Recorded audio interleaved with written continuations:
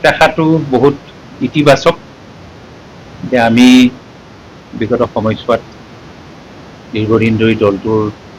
প্ৰচাৰ আৰু প্ৰসাৰৰ বাবে আমি কাম কৰি আহিছিলোঁ আৰু নিৰ্বাচনৰ সময়ছোৱাত অতি সুপৰিকল্পিতভাৱে আমি নিৰ্বাচনটো সন্মুখীন হ'লোঁ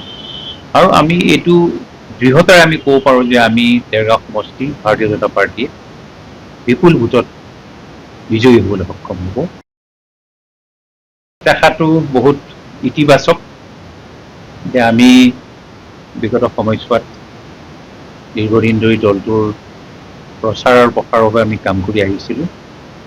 আৰু নিৰ্বাচনৰ সময়ছোৱাত অতি সুপৰিকল্পিতভাৱে